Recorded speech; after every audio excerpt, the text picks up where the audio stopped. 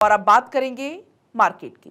भारत में सोने के दाम में गिरावट दर्ज हुई है। ग्लोबल मार्केट में यूएस डॉलर के दाम बढ़े हैं। अफगानिस्तान की जीडीपी ग्रोथ में 2% की वृद्धि हुई है। थाईलैंड में टूरिज्म में 6% से ज्यादा की तेजी देखी गई है।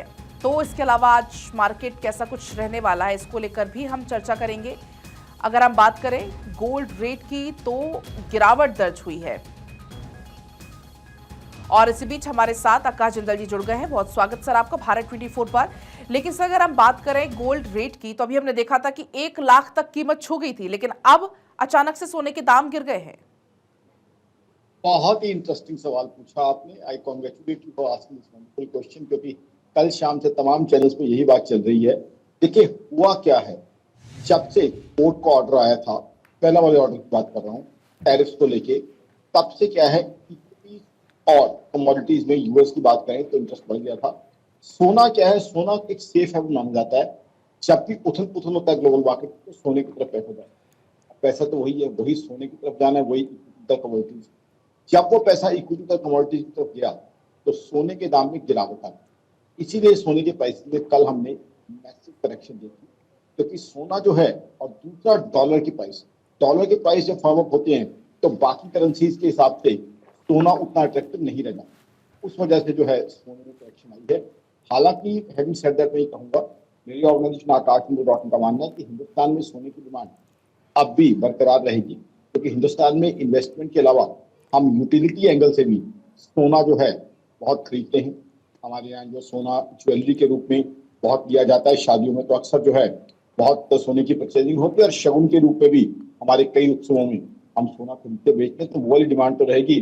बट ग्लोबली क्योंकि कोर्ट का ऑर्डर आया, इनिशियल ऑर्डर की बात कर रहा हूँ मैं टैरिफ को लेके, उसको लेके जो है सेफ हेवन एसेट की जगह पैसा कमोडिटी में। अब आ जाती है बात ग्लोबल इकोनॉमी की। बात करें ग्लोबल इकोनॉमी में हिंदुस्तान आज मैं खुशी के साथ कहूंगा एक ऐसी इकोनॉमी के रूप में उभरा है जो बाकी इकोनॉमीज के मुकाबले में बहुत स्ट्रेंथ के साथ चल रही है। अभी हमने देखा जर्मनी का डेटा है, अफगानिस्तान में हालात ये हैं कि वहां पे जीडीपी ग्रोथ मात्र 2% के ऊपर ग्रो किया, वो भी इतने सालों बाद। वहां पे जो है ट्रेड डेफिसिट बहुत बड़ा हुआ है, साथ ही साथ इंपोर्ट भी बहुत बड़ा हुआ है। बाकी इकोनॉमीज की बात करें, बाकी इकोनॉमीज के भी हालात अच्छे नहीं है। चाइना डिफ्लेशन के साथ मैं तो कहूँगा स्टैग्फ्लेशन की तरफ बढ़ रहा है। चाइना की दिक्कतें बढ़ रही हैं, पोस्ट टाउन के सवाल वहां खड़े हो रहे हैं। और अब सबसे पहले तो जो है भारत 24 को मुबारकबाद दूंगा कि आपने मेड इन इंडिया का कैंपेन चलाया है। ये बहुत ही अच्छी बात है जो मेड इन इंडिया का कैंपेन है। मेड इन इंडिया का कैंपेन मेरे हिसाब से देश में अब चलेगा, कहीं ना कहीं चाइना को और इम्पैक्ट पड़ेगा तो उससे क्या होगा, हिंदुस्तान की इकोनॉमी और स्ट्रांग बनेगी। क्योंकि जितना हम मेड इन इंडिया पर कंसंट्रेट करेंगे उतनी एम्प्लॉयमेंट जनरेशन होगी, उतनी ही जीडीपी ग्रोथ होगी, उतनी ही जीएसटी कलेक्शन होगी।